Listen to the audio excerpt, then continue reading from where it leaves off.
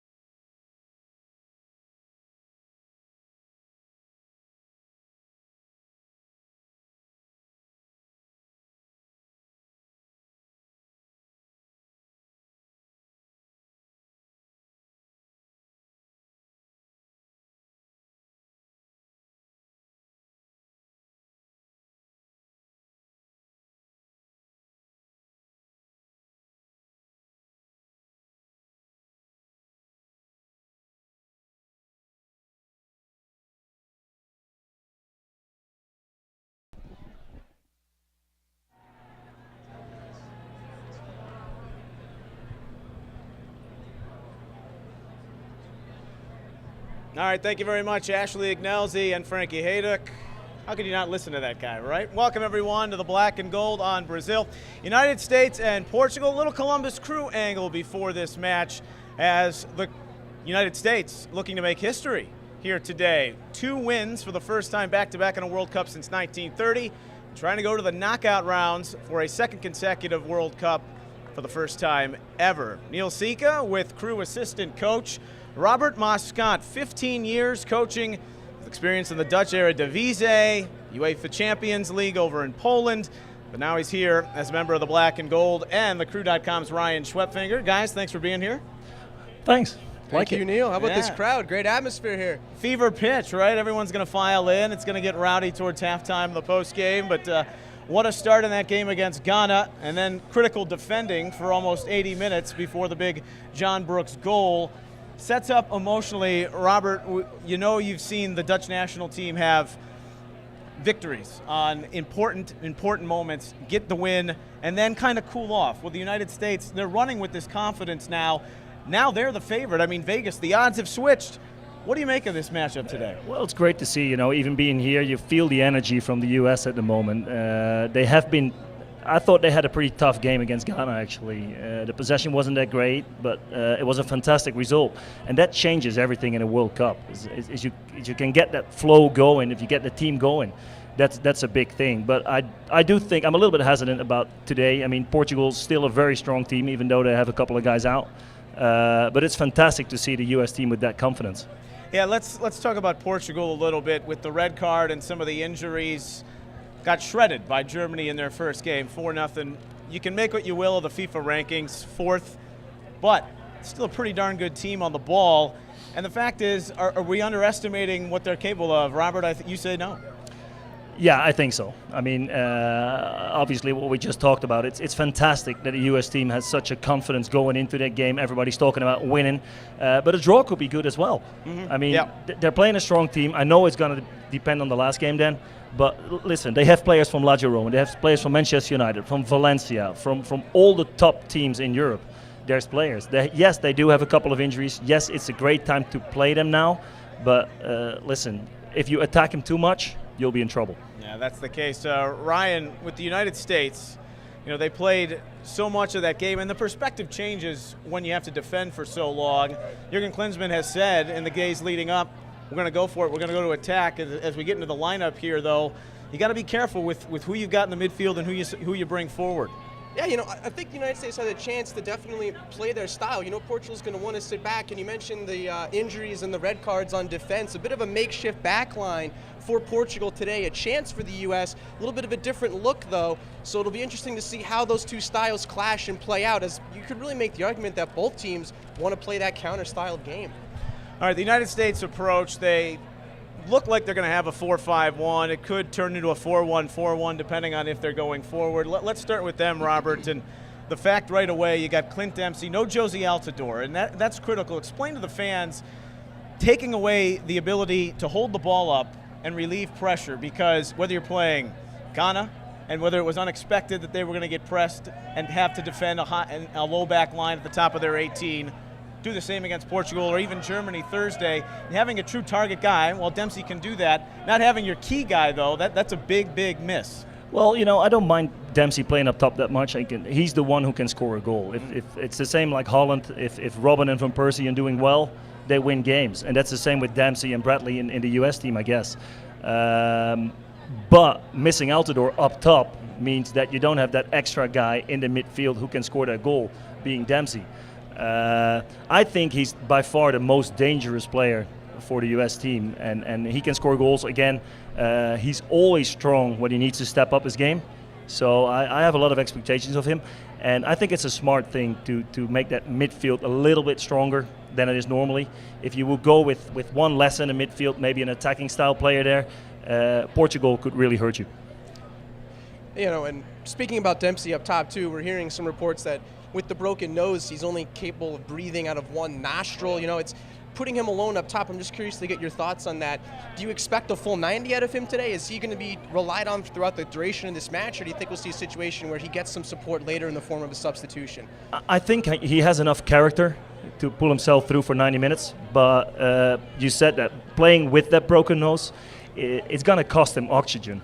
And that's so important, these circumstances up there. It's going to be humid. And it will be a high-paced game, like almost every game has been so far in the World Cup. So if he can get 90 minutes, and that's why I was leaning a little bit towards Johansson.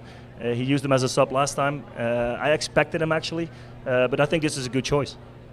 5 Major League Soccer players are in the lineup. Michael Bradley, everyone's talked about, okay, he gets a mulligan, but really he only missed on 8 passes if you go back and break it down. The United States, though, as a team, just a 66% completion rate going from mid-third to the attacking third. Iran and Algeria, that was the lowest in those first-round games. For the United States, they've got to keep the ball. If they want to keep the ball, now the numbers are in the midfield to maybe support that cause and also to help, too, and defend against a pretty good guy in CR7 in Ronaldo.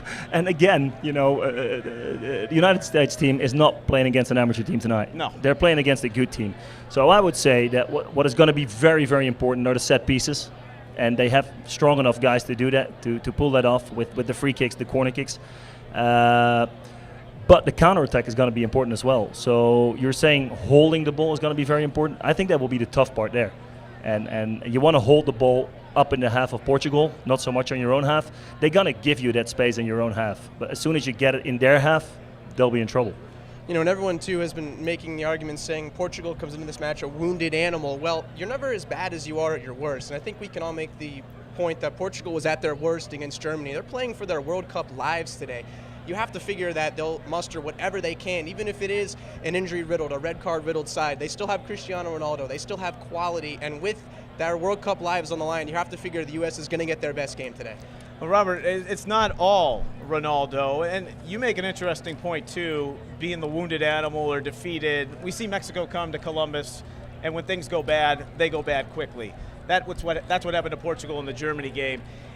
You look at Ronaldo, but Moutinho's a guy who can control the ball. Let's not forget about Nani. Yeah, he's been up and down with his club team, but can still be pretty darn good on the other wing. That's what I'm saying. I mean, it's still a pretty good team. They have a lot of good players. Morelos is there. They have good attacking fullbacks who can go up. And Ronaldo can decide a game in any split second if you give him that little bit too much space. And that's going to be the key to survive for the United States team. If they forget about defending when they have the ball, again, they'll be in trouble. Postiga, strong guy up there, and Nani has that individual class, so he can take players on. He can create chances there. I think it's still a pretty strong team. And Portugal has nothing to lose. I mean, they have to win or they're out. Yeah, it might not be Bale and Benzema like Ronaldo has to run with him up at Real Madrid. But still, if the U.S. is to focus on Ronaldo and roll coverage, Nani will hurt you in an instant. And not only that, but you get the sense, too, that Ronaldo has the freedom to really go wherever he wants. And when you give him that creativity with these guys running off of him, like I said, with his World Cup life on the line, you have to figure you're going to get his best individual game as well as the team's best game as a whole. United States fullbacks, we've seen them in the past, or at least the predication of wanting to get forward, whether it's Beasley or Johnson, but they've got to keep an eye on those wings. That's where space could open up behind. But then if you're shifting or rotating guys, and the Jones and the Beckermans of the world, like they did so well in the Ghana game, tireless defending, how much do you contribute going forward? Because let's face it, Ghana attacked from the wings. They went at those fullbacks quite a bit in the first game. And that makes a big change that Zushi's playing now. He can play a little bit out wide on the wing. He has that quality. So that means that one of the fullbacks can sit and just stay home a little bit. And I think that's going to be important for the game. The style of Beasley, though, is an attacking style, and he has to go because who's going to get the crosses otherwise? So if you want to put Dempsey in front of goal, it's important that he plays forward. We're talking about 12 years and 17 days removed when he started against Portugal June 5th, 2002, that famous victory in Japan and South Korea, the 2002 World Cup. That really kind of started to put the United States on the map with that victory over Portugal. They got out of the group. You were talking about Dempsey up top. Let's return the conversation. Playing with a broken nose, and you're breathing out of one nostril. You got 80% humidity. How tough is that? Like I said, you need that oxygen to perform, and he's going to miss out on that a little bit. I do think he has the character to do it. Not every broken nose is the same. He pulled himself through the last game. He got back in. He was pretty strong doing that. I think he will be fine, but he could be stronger in the last 10 minutes. This White Elephant Stadium in the Amazon, we've seen 7 goals already. They've been playing the games at night. Do you think the weather favors one side? Of course, if you got the MLS-based players, you're used to playing in Houston or Dallas, and then in CONCACAF, the qualifiers down in Honduras, Costa Rica. Listen, and I heard people talk about this a lot. It's 11v11. Yeah. The field is the same. Both teams have to struggle with that, and they'll work it out. Yeah, I mean, like you said, 11v11, both teams have to play in it. It is the World Cup. You do have more players on your bench, more options should the match turn in a various way for substitution purposes. I can't see it having too much of an impact in terms of favoring one side against another, but you do make a good point that, feel it right here. This isn't quite Brazil, but it's, hot, humid. The MLS players are used to playing in that with the summer schedule, so maybe it could tilt a little bit, but still, I can't foresee it being a deciding factor for either side. All right, Robert, as we get closer to predictions, your matchup maybe that you're looking for, the biggest area of the field that you're looking to watch for in this game? Again, it's going to be turnovers, where Portugal is going to be very, very dangerous. It all depends on how they start as well. I think U.S. will come out very, very strong today. They have that feeling, and I don't think that's going to be very often playing Portugal, that they actually have a chance to win. And if you see this crowd here, the crowd's going to be there as well. There's going to be a lot of fans who can help them through that tough times, which they're going to have in the game somewhere. like everybody's saying, we believe. And let's not forget, there's a European perspective here with Portugal disappointing on the big stage. Yes, they went to the semifinals, lost on penalties in Euro 2012. They went to the semifinals in 2006. But outside of that, they've largely disappointed in the group stages. This is a big game for them. Yeah, they have been. And this is an all or nothing for them. And again, they have players playing for the top clubs in Europe, for Spain, in Italy. Portugal's a strong team. Ryan, key thought before we get to predictions. I'm looking forward to seeing, of course, Ronaldo running down from the right side of the field from the U.S.'s perspective. It's interesting to me that they have Bedoya over there rather than Zusi. The two are flipped from where we saw them playing in some of the Road to Brazil tune-ups. So, to me, maybe that says Klinsmann likes the matchup with Bedoya more against Ronaldo. Interesting to see how that'll play out, and also what the first sub is going to be. If it is Johansson to help support Dempsey, who comes off, how the formation changes, it'll be interesting to see. All right, moment of truth, prediction time. Robert. It's always very difficult. Let's go with the fans here. Let's US win. Yes. Let's get a 1-0. All right, 1-0 United States.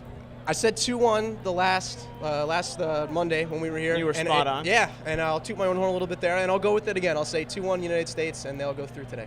All right, everyone anticipating United States and Portugal. 2-1 over Ghana. Can they make it 2 in a row? It would be back-to-back World Cup victories for the first time since 1930. That doesn't really count now, does it? Robert Moscott, Brian Schwepfinger will be back at the half for some analysis on the first half between the United States and Portugal. We're here at Fadó, Easton Town Center, having a great time. Fans filing in. Enjoy the first half, everyone. We'll be back with you on thecrew.com.